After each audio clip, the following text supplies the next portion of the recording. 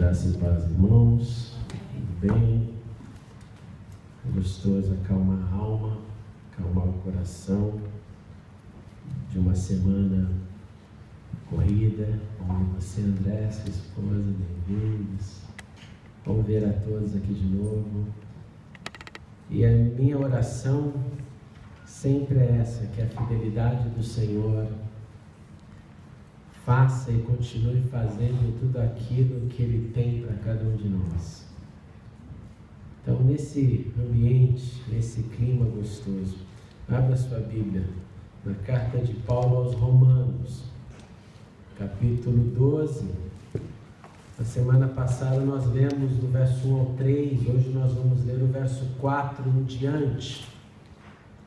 Nós continuamos então a nossa jornada nessa série chamada de Disciplinas Espirituais.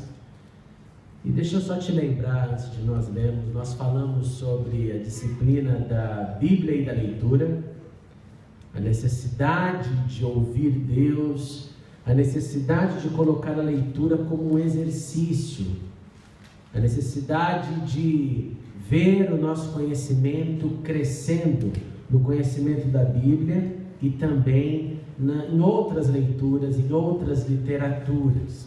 Essa foi a parte 1. A parte 2, nós falamos sobre a disciplina da oração e da meditação. A oração informal, aquela que você e eu conversamos com Deus, e a oração do quarto, assim chamei, a oração que o Pai que nos vê em secreto nos abençoa, nos vê, nos assiste. Na semana passada, na parte 3, nós falamos sobre o meu e o nosso culto. O culto que eu ofereço com a minha vida a partir do momento que eu saio daqui. O culto que é a manifestação da minha vida que adora a Deus através das minhas atitudes. E também falamos sobre o culto racional, que também é um exercício. O culto, concluí dizendo que não é o pastor e nem o grupo de louvor que faz. O culto é cada um que se assenta para cultuar a Deus, que cultua e dá a Deus aquilo que lhe é devido. E hoje, parte 4, eu falarei sobre os meus dons, os nossos dons e o meu e o nosso serviço.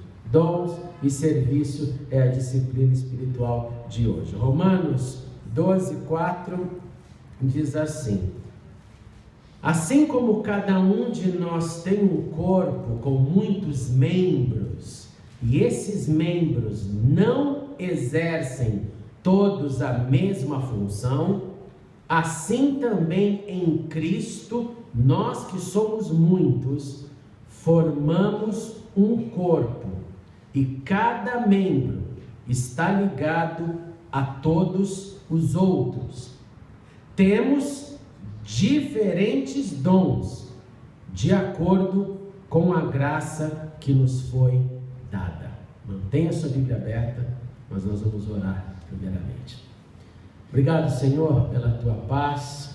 Obrigado por esse local, por essa igreja que tem nos abrigado, por esse prédio.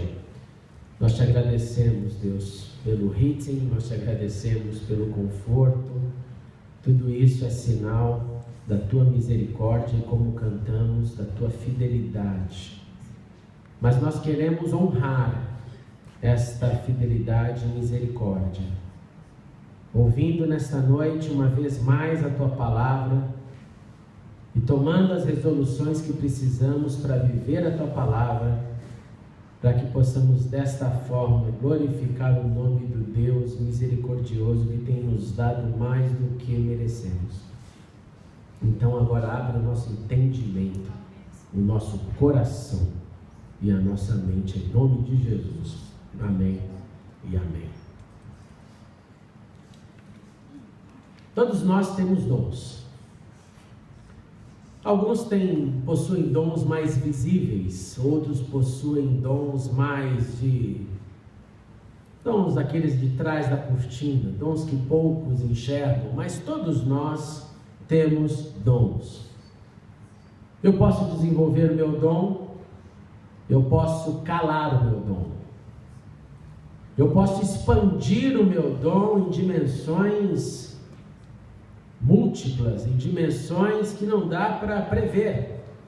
Você não consegue prever até onde vai o seu dom. Eu não consigo prever, porque é meio que ilimitado as possibilidades de um dom, de um desenvolvimento, de uma capacidade. E dons existem para que nós possamos, através dele, no corpo de Cristo, exercer uma função.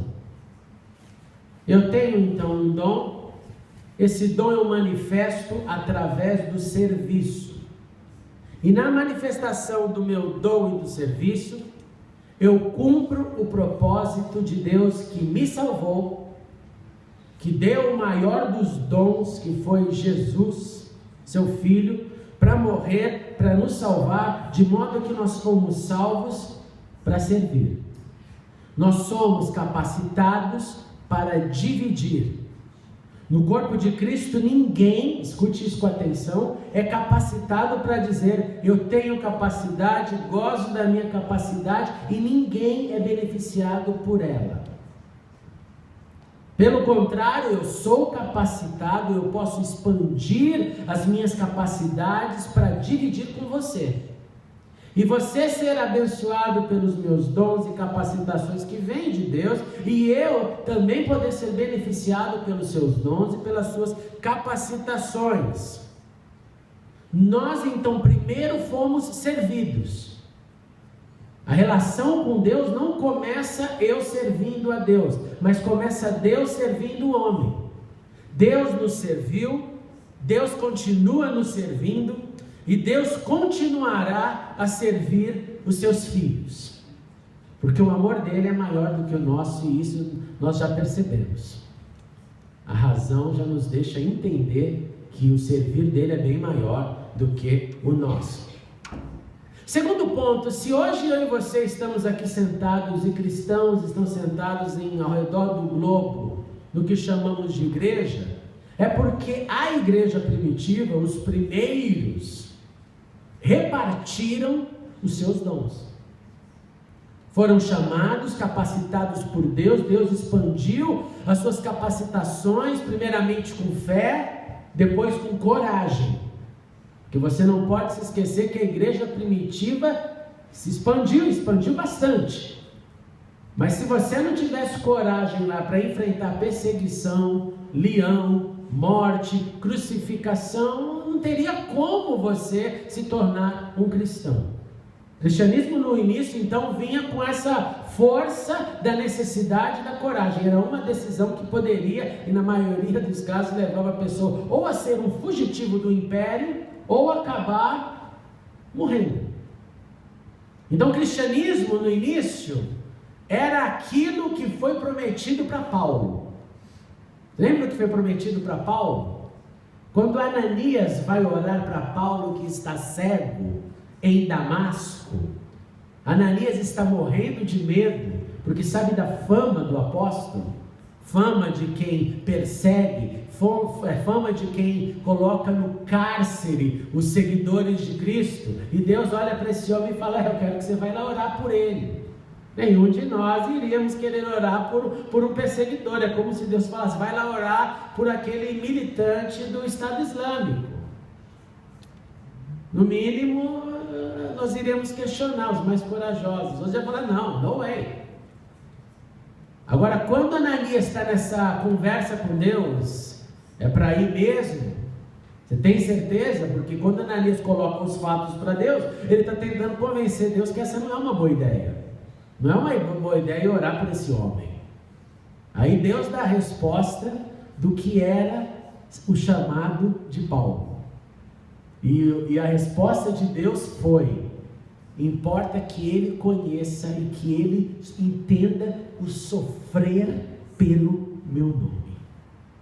O chamado de Paulo então não começa assim: vem para Jesus, Paulo, que você perseguia, e sua vida vai ser uma beleza.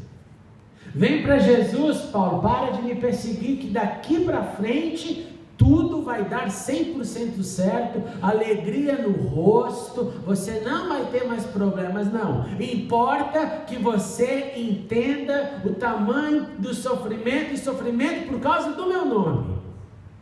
Cristianismo então começa assim. Começam com pessoas, primeiramente, que já vêm com o coração contrito e quebrantado, porque perderam a manifestação de Jesus. Os 3.000 almas ou mais que se converteram no Pentecostes, eles não eram seguidores de Jesus, que após o Pentecostes falaram: a gente sabia que ele era o Cristo, estamos juntos desde o início, recebemos o poder e agora vamos. Não. A resposta deles para o primeiro sermão da igreja, o primeiro sermão de Pedro é o quê? O que faremos então? Uma vez que já perdemos a manifestação do Cristo encarnado, o que faremos então? E Pedro disse: sem problema, se arrependa, seja batizado, tem uma porta de entrada. Então eles não vinham no discipulado, eles foram tocados por Deus o tempo que eles perderam, mas eles entenderam que esse dizer sim, então tá bom, então eu vou aceitar o Cristo que morreu, que ressuscitou, mas eu vou me tornar de uma certa forma inimigo do império, porque César não vai ser mais o meu Deus, César não é mais a minha divindade encarnada na terra em forma de homem que tem poder de governo, já estou com problema. Eu aceito Cristo, e logo, consequentemente, eu vou viver as aflições. Aí você move alguns anos, você vê Pedro gastando a sua caneta, escrevendo para a igreja. E na carta de Paulo, ele está escrevendo, a carta de Pedro, ele está escrevendo para quem? Para aqueles que foram dispersos. Dispersos? Dispersos porque aceitaram a Cristo. Consequentemente veio a perseguição, resultado, sai da sua casa, da sua terra e foge. Então o início da fé, o início do cristianismo é esse movimento de quem recebe um dom, o dom da salvação, o dom da vida eterna, o dom da paz interior, e não necessariamente a paz exterior. Porque se você tivesse que fugir da sua casa hoje porque é cristão, a sua paz interior talvez ficasse intacta, os mais firmes ficariam intactas, outros mostrariam que nunca tiveram paz, mas a ausência da paz exterior toca a paz interior, isso é um fato. Então nós recebemos o dom, nós recebemos a informação, porque a primeira igreja cumpriu o seu propósito de repartir aquilo que eles receberam. Eles abriram as suas bocas, eles repartiram o que de graça receberam e de graça eles compartilharam, porque desde o início o cristianismo foi manifestado e revelado nessa equação, nessa frase simples: salvos para servir, não salvos somente para gozar a salvação. E Jesus, no seu último momento na terra, ele chama os seus discípulos e ele diz o quê? Olha, vocês então ganham essa missão. Eu dou a capacitação, vocês vão ser revestidos de poder, mas então como trabalho vocês têm o quê? O seu vizinho? Também. Como trabalho você tem o quê? A sua vila? Também. Como trabalho você tem o quê? O teu país? Também. Como trabalho você tem o mundo inteiro, o planeta Terra. Seu trabalho é o planeta Terra. Sua missão é repartir o seu dom e servir para que todas as nações cheguem ao entendimento e possam receber ao Senhor. Portanto, está contido na nossa caminhada, nas nossas disciplinas espirituais, a necessidade da expansão do uso, da manifestação do meu dom e você do seu dom. E nós precisamos usar esses dons, nós precisamos exercitar esses dons, e o exercício dos dons, o servir ao Senhor, é consequentemente o aspecto mais forte da nossa jornada cristã. Porque é no laboratório da vida, quando eu estou usando os meus dons, você os seus dons, quando eu estou a serviço de Deus e você a serviço dele, é nessa hora que você e eu somos confrontados com aquilo que realmente somos e com aquilo que nós nunca fomos. Porque no servir há atrito. Você conhece serviço sem atrito? Só você pensar no teu trabalho. Se tem atrito, onde tem gente tem atrito. E no servir a Deus também tem atrito, porque além de estar lidando com gente, você tem um chamado Satanás que não vai deixar o atrito ficar pequeno. Ele não vai dizer, não vou minimizar o ataque, ao contrário. Eu quero ver a casa cair. Então nós temos o drama da carne, do comportamento humano, e nós temos o drama do ataque do inimigo. Para que os meus dons, os seus dons, o meu serviço e o nosso serviço não aconteça. Agora, quando ele acontece, eu então estou situado num laboratório, num campo de experiências, que Deus me coloca para dizer, é você atuante, é você atuando, que você coloca em prova aquilo que você diz que acredita. E aí a coisa muda totalmente. O contrário disso é a inércia. O contrário disso é eu dizer, eu não quero usar meus dons, eu não uso, eu não quero servir. E quando eu tomo esse posicionamento, eu não quero servir, eu não quero usar meus dons, eu não quero expandir meus dons, eu quero deixar esse negócio quieto, porque eu não quero problema para a minha vida, eu estou a caminho do esfriamento. Em última instância, esse esfriamento que leva para um engano profundo, e esse engano cresce, ele não é estático, é um engano crescente. Afinal disso, em muitos casos, infelizmente, chega até ser o abandono da fé. Porque brasa fora da fogueira não se sustenta por muito tempo, mas ele se sustenta por um pouco de tempo. Fica ali, tá. Daqui a pouco alguma coisa começa a acontecer, as ideias começam a aflorar, o engano começa a aumentar, e eu não quero mais, eu não preciso mais desse Deus. E aí fixa essa ideia. Então eu e você fomos salvos para servir, eu e você ganhamos capacitações, todos nós temos capacitações, nós precisamos então usar esse laboratório humano, vida, espaço, terreno, geografia, para manifestar aquilo que Deus me deu, para servir a Deus com aquilo que eu sou, porque se eu não fizer isso, eu estou em colisão para qualquer lugar longe de Deus, e não perto de Deus, porque o serviço me faz entender que eu dependo dele. Porque quem o serve sabe que só pode servi-lo pelo poder do seu Espírito. Ninguém que o serve com consciências diz, eu sirvo porque eu sou bom pra caramba. Eu tenho força, ninguém me toca, ninguém me afeta, eu sou maravilhoso, eu sirvo mesmo. Não, ninguém. Com consciência, ninguém. Se alguém faz assim, não tem consciência, não entendeu nada. E Paulo então, quando ele diz aquela frase que nessas semanas de disciplina espiritual nós já pensamos, eu então combati o meu bom combate, eu terminei a corrida e eu guardei a fé, ele está basicamente dizendo, olha, eu usei todos os meus dons e ferramentas e armadura no meu combate, eu usei minhas pernas, eu suei a camisa, eu tinha uma linha de chegada que não foi fácil, e em todo esse processo eu me mantive de pé, guardando a fé que Deus me deu. E é esse mesmo apóstolo que escreveu para a igreja em Roma, definindo o uso dos dons e o serviço, como iniciamos a leitura do texto. Então, de olho na sua Bíblia, caneta na mão, preste atenção no que você vai ouvir.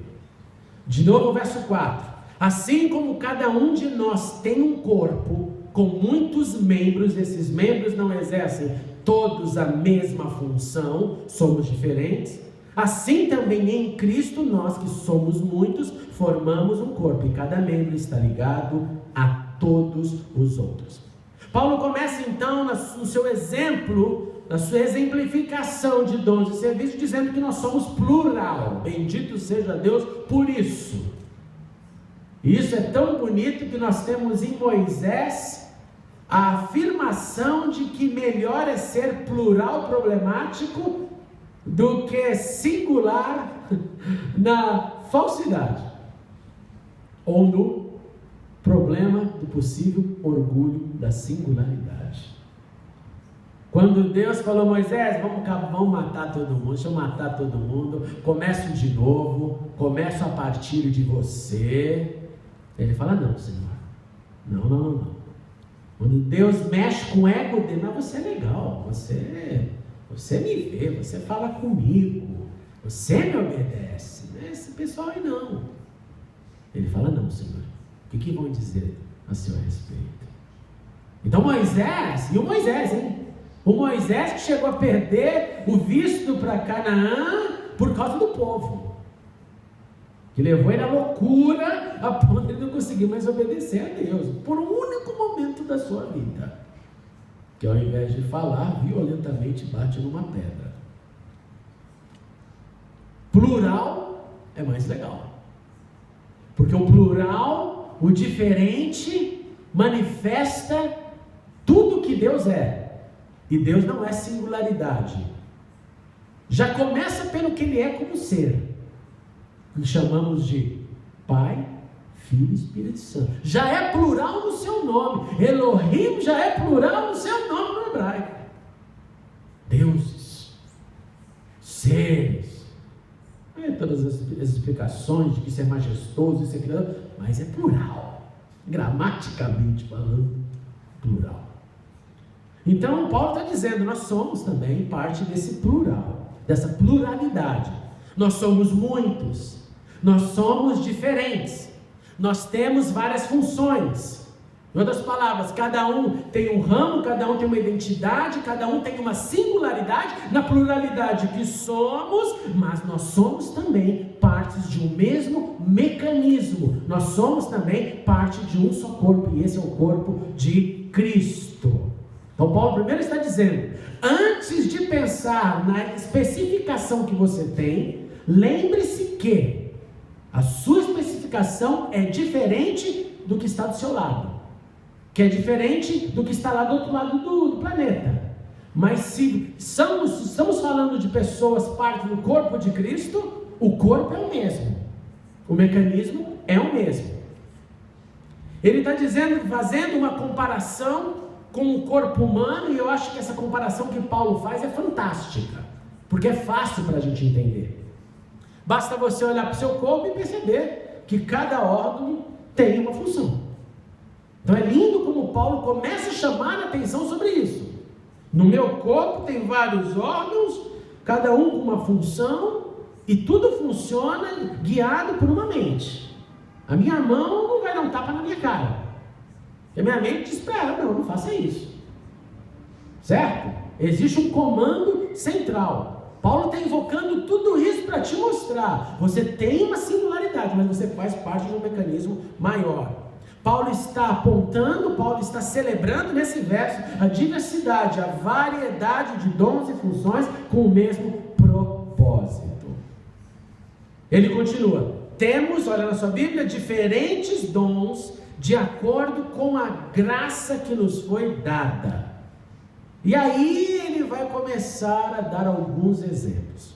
Se alguém tem o dom de profetizar, use-o na proporção da sua fé. Se alguém escuta do Senhor uma mensagem, e essa mensagem foi concedida na proporção da sua fé, na proporção da graça de Deus, se você escuta, fale. Você que ouve do Senhor, e isso que é literalmente um profeta, é aquele que manifesta em palavras aquilo que ele entende ter recebido de Deus. Quando nós estamos ouvindo a palavra de Deus, nós estamos ouvindo e participando de um ato profético. Paulo começa então colocando no topo da sua lista de dons aqueles que têm o dom de falar em nome de Deus, pela graça de Deus, pela fé. Esses, Paulo diz, à medida que o Senhor fala com você, fale aos outros. Fale aos outros. Eu costumo ouvir gente dizendo assim para mim, Deus falou isso comigo, mas não falei nada. Pô, mano, Querido irmão e irmã, se Deus falou com você alguma coisa para você contribuir, por favor, fale. O problema é que muitas vezes nós adquirimos um modelo, que é um modelo para alguém falar o nome de Deus, e na minha geração era assim. Ele tinha que ficar em transe por alguns minutos. Esse transe geralmente era no uso da glossolalia, da língua estranha, seguido da fala de Deus. O que, contrário, tudo ao que a Bíblia diz, porque a Bíblia diz, se não há intérprete, que ninguém fale. Paulo deixa isso bem claro. Mas ele fala, se houver profecia, por favor, levante-se e profetize. Porque mesmo que entre pessoas e vejam o que está acontecendo ali, pessoas de fora, os outsiders, ao ouvir Deus falar, você não precisa explicar o que Deus está falando. Quando Deus fala, Ele não precisa de animador de auditório para dizer, escute o que Deus está falando. Quando Ele fala, Ele fala. Quando Ele fala, Ele fala. Então Paulo está dizendo num simples verso, aquele que ouve, fale. Aquele que escuta de Deus, fale. Nunca se sinta, ai, mas o que vão achar? Fale. Fale. Ele continua dizendo e manifestando seu ensino agora no segundo, e você vê aí talvez uma regra de importância. Depois da profecia, Paulo fala, se o seu dom é servir, sirva.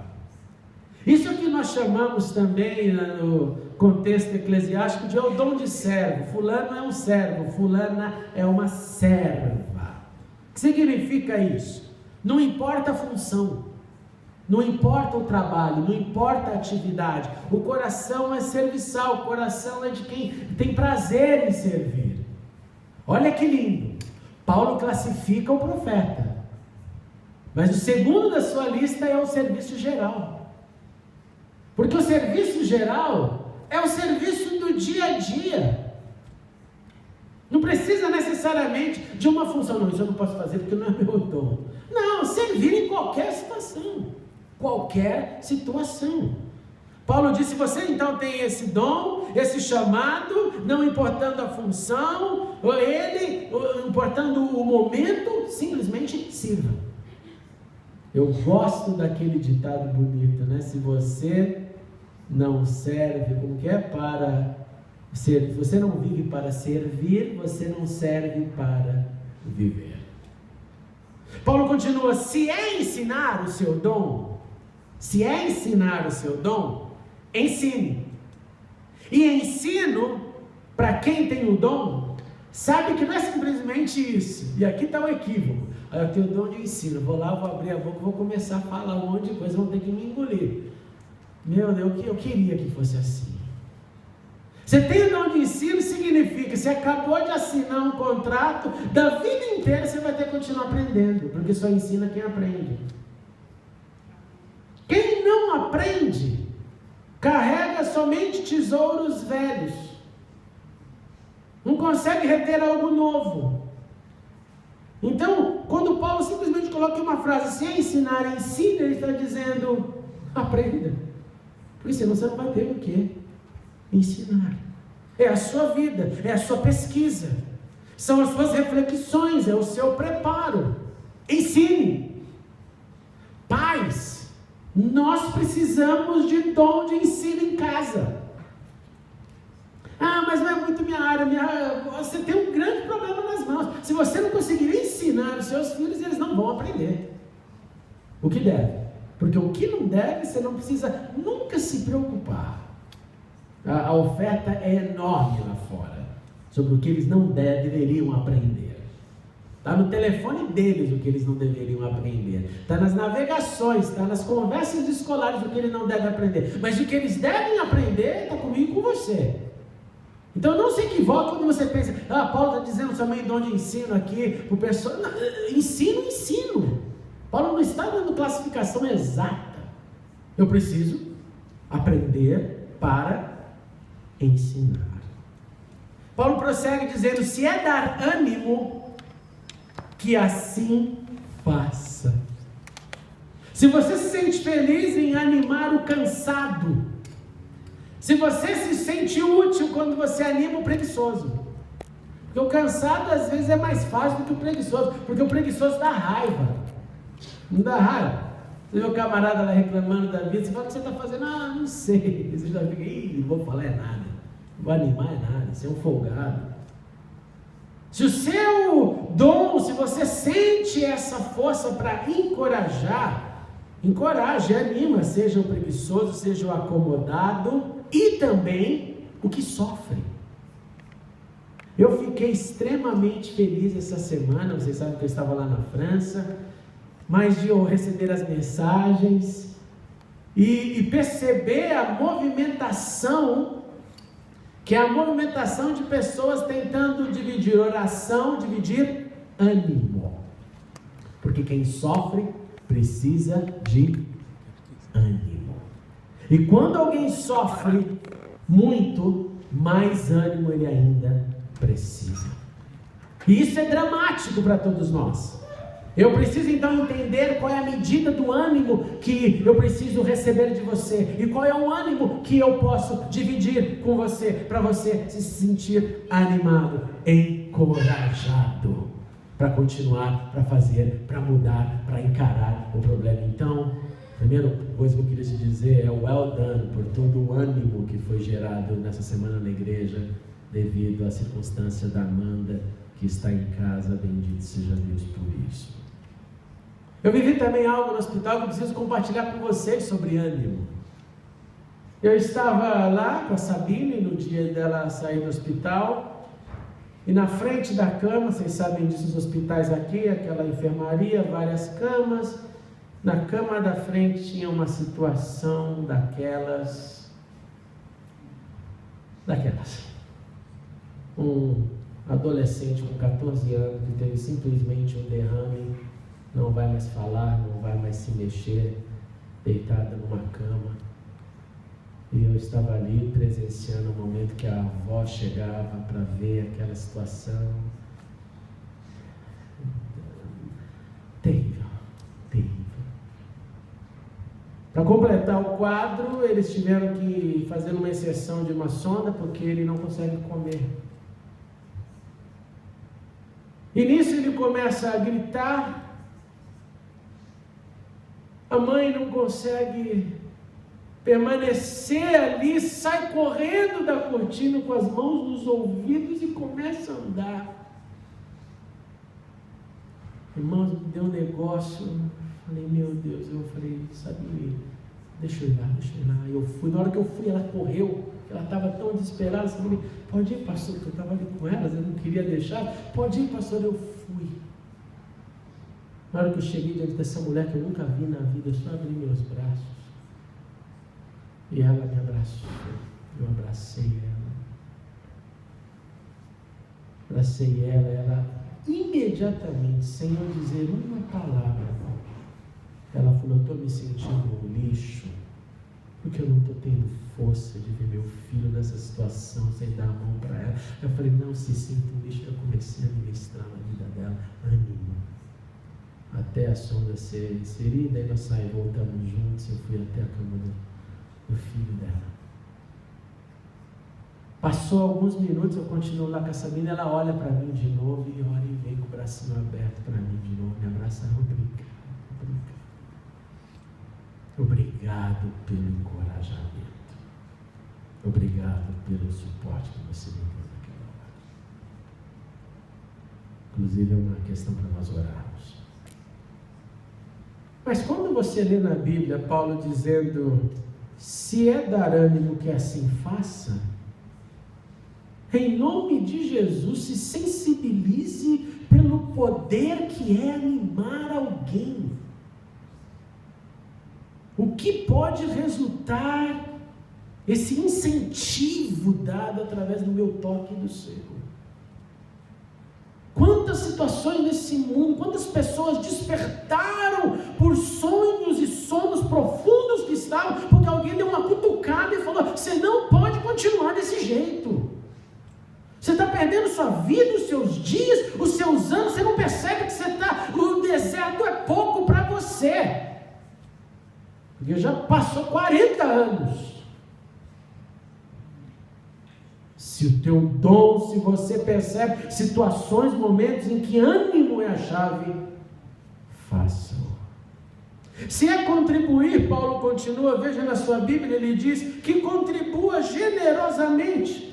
Perceba como nós sempre falamos aqui, né, o apóstolo Paulo não diz assim, contribua porque você vai ser abençoado, contribua porque você vai ficar rico, contribua porque tem um plano no céu lá de investimento, você recebe os dividendos, a bolsa de valores do céu, é muito mais estável que da Petrobras em tempos de crise ainda mais. Não, ele está dizendo que aquele que não tem apego ao mamon, às riquezas, ao dinheiro, ao controle, ao domínio, porque tudo isso que grana faz. E quanto mais grana, menos generosidade, esse mais ou menos é o padrão. Paulo está dizendo, você que se sente assim, contribua. Você que se sente assim, faça com o coração livre. E nós sabemos bem disso. Sem elas, muitas coisas boas não existiriam. Muitas coisas lindas não sobreviveriam. Se é exercer liderança, que exerça com, aí Paulo coloca uma palavra, com zelo. Zelo que não permite corrupção. Zelo de quem vive com critérios. Zelo de quem tem caráter. Zelo de quem tem integridade. Zelo que faz o líder geralmente solitário. Solitário. Ter zelo pela obra é mais ou menos ficar numa solidão. Porque não dá muito ibope. Impressionante isso. Paulo está dizendo, se é exercer liderança, seja ela qual for, não importa o tamanho, e você pode classificar a liderança da seguinte forma. Se tem um indivíduo te seguindo, você é líder. Líder aqui não é ideia de eu estou numa grande denominação, na minha igreja, no meu departamento. É um pouco menos do que isso também. Todo mundo que tem alguém seguindo está liderando alguém. Se eu estou com algum discípulo que tem uma caminhada menor do que a minha, eu tenho uma figura de liderança na vida dele e ele está me seguindo. Jesus pegou seus 12 e falou o quê? Follow me. Eles me seguem. Seguindo, vocês vão entender o negócio. Estava liderando um grupinho pequeno ali. E desse grupinho pequeno ele fez o negócio se alastrar. Então, liderança não é sinônimo de posição de destaque e organização. Liderança é se eu olho para trás, tem alguém aqui atrás seguindo o meu caminho, eu estou liderando. Paulo então disse, se é exercer a liderança, o seu dom, que exerça com zelo. E como disse, espalhando para todas as áreas. Se é mostrar misericórdia, isso aqui é fantástico. Mostre com o quê? Se é mostrar misericórdia, que faça com alegria. Irmãos e irmãos, qual é a relação de misericórdia com alegria? E eu te pergunto, quando que é que nós demonstramos misericórdia? A resposta é, você demonstra misericórdia quando você sente diante de uma situação de alguém que precisa de misericórdia. E geralmente quem precisa de misericórdia está num estado muito pior do que o seu e do que o meu. Nós vivemos aí um momento, algumas semanas atrás, daquele brasileiro na Indonésia suplicando por misericórdia, não obteve. Paulo está dizendo, se é mostrar misericórdia, que faça com alegria. E eu acredito que há uma relação profunda entre misericórdia e alegria, porque quando eu estou exercendo misericórdia, eu posso e eu sou afetado pelo drama que a pessoa está vivendo. Se você decidir, por exemplo, colocar na sua agenda, eu vou uma vez por semana no hospital, e nesse hospital eu vou visitar pessoas com necessidades, eu vou lá com um coração misericordioso, de amor, e vou dividir o meu tempo com desconhecidos. Muitas vezes você vai sair de lá completamente arrasado. Porque você vai ver cenas duras de encarar. E Então eu te pergunto, qual a relação de misericórdia com alegria? Se é mostrar misericórdia, que faça com alegria. Eu acredito que isso aqui tem uma profunda relação com o conceito de força e alegria, e força que é manifesta através da alegria do Senhor, que nos dá força. De modo que Paulo está dizendo que no exercício da misericórdia, geralmente a misericórdia envolve o componente emocional, faça isso tendo a força, a fonte da sua força e a manifestação da alegria, para você não sucumbir com o drama. Como eu já disse aqui, quando eu converso com os missionários lá de Barking que vão para Malawi, e eu falo, como vocês conseguem lidar com essas situações de extrema fome, de extrema tristeza? E aí é engraçado, os missionários sempre dão uma risadinha. Pastor, é Deus. A própria reação do body language já é meio que uma defesa, porque senão você desaba. Você desaba. E aí não há misericórdia que resista. Não há misericórdia que resista. Paulo continua, o amor deve ser sincero. E aqui vem dos grandes dualismos da fé, que é o seguinte: odeie o que é mal. A Bíblia está mandando você odiar algo. Odeie o que é mal e apegue-se o que é bom. Interessante que eu sou chamado por Deus, e você também, para amar o meu inimigo. Eu e você somos chamados a Deus para levar 2 bufetadas, se necessário. Eu e você somos chamados por Deus para orar por aqueles que nos fazem mal. Mas Paulo diz aqui que o mal, eu focalizo o mal, e esse eu devo odiar. Eu devo me tornar inimigo do mal. Não aceitar o que o mal é, independente de quem esteja por trás da maldade. Porque eu estou dizendo aqui, porque existe esse comportamento humano. Não, mas não fui eu que falei, foi ele. Porque quem te diz que você tem que obedecer a uma maldade? É claro que a questão aqui é muito complexa, e o exemplo que eu vou dar também é muito complexo. Mas esse é um dos grandes debates em relação ao holocausto judaico. Porque todo mundo dizia, não, foram os meus superiores. Então ninguém tem culpa, né? Então a culpa é toda do Hitler. Poxa, ninguém então, que você fala, não, eu não vou fazer. Dá um tiro na cabeça de uma criança, ninguém justifica isso. Fizeram com 1,5 milhão de crianças. Então é profundo esse negócio de achar, não, é ele, é ela, fulano. Você e eu temos que julgar e detectar se a maldade não faz parte da minha performance. Maldade não, mal não, odeie o que for mal. Dediquem-se uns aos outros, Paulo diz, com amor fraternal. Prefiram dar honra aos outros mais do que a si próprios. Ainda sobre o dom do amor, Paulo está dizendo, dediquem-se, honrem, sejam literalmente irmãos. E irmãos brigam, mas irmãos reatam. Irmãos têm os seus momentos de drama, mas depois voltam, porque tem um sangue ali clamando. Paulo está dizendo isso. Lembre dessa relação, e aqui o uso disso é fraternal, é fraterno, amor fraternal. E deixa isso como um incentivo no seu coração para você amar, e isso aqui é colocado também como um dom. Nunca lhes falte o zelo, sejam fervorosos no espírito. De novo, a palavra zelo aparece.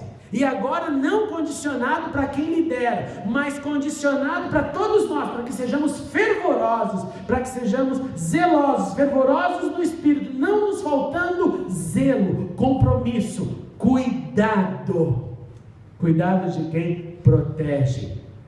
Paulo continua fragmentando, ele está falando de dons e serviço.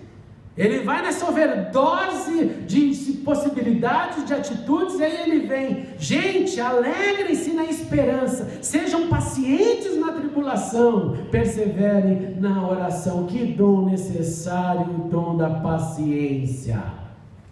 É tão tão fácil você ver a ausência de paciência, quando às vezes você dividindo um problema, chega o outro, é verdade, vamos lá contra, vem mais um, ouve isso, nossa, você fez isso, é impressionante. A dificuldade que nós temos de perceber alguém chegando, não, foi horrível, mas vamos com amor. Multiplica a raiva, o senso de justiça própria. E Paulo está dizendo, olha, pacientes, quando? Quando você está somente esperando algo? Não, pacientes quando a casa caiu, tribulação. Paciente quando o negócio está feio, paciência. E persevere na oração. Aí Paulo então invoca e vai expandir mais o nosso compromisso social de socorro. Ele diz que nós precisamos compartilhar o que temos com os santos em suas necessidades, e mais que isso, um dom prático. Pratique hospitalidade, faça um frango e convide alguém para comer com você. Se preferir o peixe, fique à vontade. Pratique a hospitalidade, pratique esse agrupamento que gera de novo laboratório, ambiente, momento fraterno, para reafirmar o que somos, o que fomos chamados. Abençoe aqueles que o perseguem. Ele está tendo uma overdose aqui. Paulo está assim, eu tenho que tentar jogar para esse pessoal de Roma tudo o que eles precisam fazer. E você sabe por quê? Existe uma questão aqui teológica incrível. É porque os romanos estavam tendo problemas com os judeus. E por que eles estavam tendo problemas com os judeus? Porque os judeus foram expulsos de Roma algumas vezes. O livro de Atos, inclusive, tem uma menção dessa. E aí, os romanos falaram, é melhor a gente não deixar muito assim aberto para ir na igreja, para os judeus chegarem, porque eles vão arrumar problema. Daqui a pouco o imperador vai vir contra eles de novo. É um grupo risco. Esse é o contexto da carta de Romanos. Por isso que ele gasta tanto tempo em falando, olha, você foi enxertado, você que não era nada, olha, lembra disso, Deus tem um plano, os dons de Deus são irrevogáveis. Abençoe aqueles que o perseguem, abençoe, não os amaldiçoem. Cristão que é cristão não amaldiçoa ninguém, ok? Cristão que é cristão não amaldiçoa ninguém. Nós somos chamados para abençoar. Lembre-se do patriarca Jacó, que vai diante de Faraó e logo de encontro a Bíblia diz, e Jacó abençoou a Faraó. Faraó, uma bênção de pessoa, um servo de Deus, né? Acho que não. Alegrem-se com os que se alegram, chorem com os que chorem. Novamente, dom de misericórdia, dom de ânimo, tenham uma mesma atitude uns para com os outros, não sejam orgulhosos, mas estejam dispostos a associar-se a pessoas de nível social diferente do seu, esteja disposto a se associar, a entender, a ter alegria, a ter comunhão com aqueles que não entenderam ainda tudo o que você entendeu. Esteja dispostos ao seu coração sempre aberto, como Jesus nos ensinou de uma maneira dramática, quebrando todos os protocolos, quando ele chega diante daquela árvore e diz, Zaqueu, eu vou comer na sua casa. E é óbvio que a reação só poderia ser, comida com pecador, o chefe dos bandidos, o que não respeita a lei. Então Jesus, você come com ladrão, você come com alguém que não cumpre a lei, com certeza na casa dele a lei de Moisés é obedecida na comida, é isso que você faz, Jesus. É isso aí, eu vim para salvar quem precisa. Eu dou o passo, eu dou o passo. Não sejam sábios aos seus próprios olhos, pois a suposta sabedoria nada mais é que orgulho e presunção. E aí eu acho que sei, que julgo, e eu digo, se você não é igualzinho a mim, você não serve para andar comigo, viu? Meu dom só vai para os singulares, para o plural eu não aceito. Paulo conclui, não retribua ninguém mal por mal. Procure fazer o que é correto aos olhos de todos. Olha que legal. Eu não quero nem saber o que os outros acham. Opa, não é o que a Bíblia diz. Você não está nem aí o que os outros acham? Não é o que a Bíblia diz. Paulo está dizendo, procure fazer o que é correto aos olhos de todos. Mas vão concordar e vão ver? Claro que não, mas procure. Procure. O contrário disso que é o problema. Não, eu não estou nem aí com o que falam de mim. Tem que estar aí com o que falam de você. Porque se o sinal que você está passando é totalmente negativo, sempre, opa, talvez seja você o problema e o drama. Amados, nunca procurem vingar-se, use o dom de misericórdia, e não tenham o dom de julgamento, porque esse pertence a Deus e não a você e nem a mim. E finalmente, ele termina, e aqui também concluímos: se seu inimigo tiver fome, dele de comer, se tiver sede, dele de beber. Fazendo isso, você amontoará brasas vivas sobre a cabeça dele. E não se deixe vencer pelo mal, mas vençam o mal com o bem. Irmãos, não há como enterrarmos os nossos dons se desejamos viver uma vida espiritual. Não dá para abandonar o serviço porque nos cansamos. Porque tanto Jesus quanto o Pai, o exemplo é o trabalho, e meu Pai também trabalha. A caminhada cristã pode ser vista como uma manifestação do que primeiro recebemos e então damos. Jesus veio e fez sua parte. Nós precisamos fazer a nossa parte. Seja lá qual for o seu dom, exerça-o. Seja lá qual for as possibilidades de serviço que Deus tem colocado diante de você, seja na igreja, seja em casa, seja na rua, a grande verdade que eu quero dizer é: servir é para todos os lugares e para todas as horas. E por último, o que Paulo disse: não se deixe vencer pelo mal, mas vençam o mal com o bem. Eu queria, em nome de Jesus, que você, essa noite, pare a sua mente e pergunte a você mesmo: há ou houve?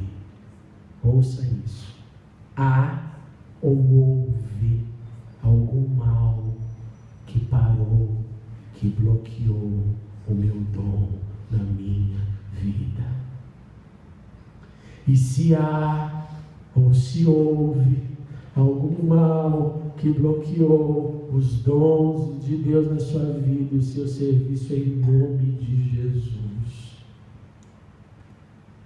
peça para o Espírito Santo destruir essa maldade, essa lembrança, para que você e eu estejamos livres para exercer os dons que Deus nos deu.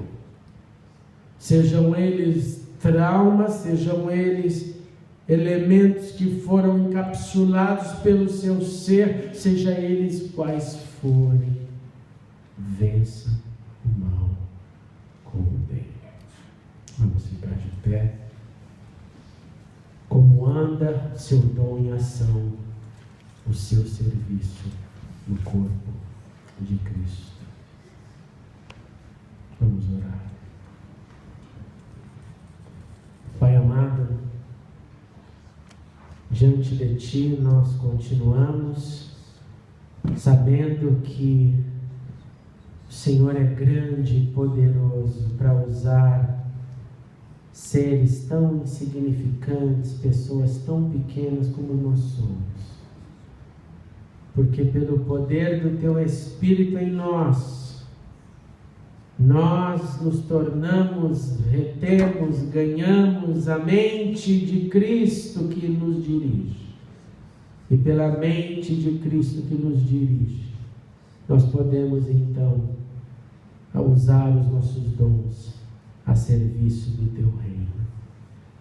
Senhor, em nome de Jesus, eu te suplico agora que o Teu Santo Espírito possa suscitar em cada um de nós, de todos nós, essa reflexão sobre os dons que estão dentro da nossa existência, aquilo que o Senhor nos deu como capacidades, aquilo que o Senhor nos deu como possibilidades para tocar o meu irmão, a minha irmã, através de ferramentas que eu possuo. E como Paulo diz, e como Paulo interpretou para os romanos, colocando essas várias classes, desde quem fala em nome de Deus, ao simples servo, que simplesmente serve, sem uma função específica. O que nos diz que todos nós, Senhor, estamos contidos nesta necessidade, nesta disciplina, que precisamos exercer para que continuemos o processo de dar, de dividir o que recebemos do Senhor. Então, em nome de Jesus, eu te suplico, Senhor, levanta-nos mais e mais para servir. Levanta-nos e capacita-nos mais e mais para tocar os que nos cercam, na igreja, em casa, no trabalho, nas ruas, em qualquer cenário. E eu oro agora em nome de Jesus, para que, caso haja em nosso meio qualquer pessoa que teve o seu dom sucumbido pela uma maldade humana, o seu dom esfriado pelas más experiências, nós agora clamamos o Deus Altíssimo para cumprirmos a sua palavra, vencendo toda a maldade com a bondade do Senhor. Faz isso nos nossos corações. E todas as vezes que a maldade humana, que a maldade do maligno quiser sufocar os dons e o serviço que devemos prestar com alegria, que possamos invocar essa palavra, que é a palavra onde a bondade vence a maldade, e essa missão nos é dada. Em nome de Jesus, Deus, que esse serviço seja manifesto em nós, para a tua glória, em nome de Jesus. Amém. Amém. Deus te abençoe. Aonde você vai servir é problema seu. Pode se sentar um minutinho. Muito obrigado por assistir a mensagem. Clique agora em inscreva-se para se cadastrar no canal e ser avisado de todas as novidades. Se você quiser ajudar na divulgação, clique em gostei e adicione o vídeo nos favoritos. Não se esqueça também de conferir as mensagens anteriores. Obrigado e até a próxima.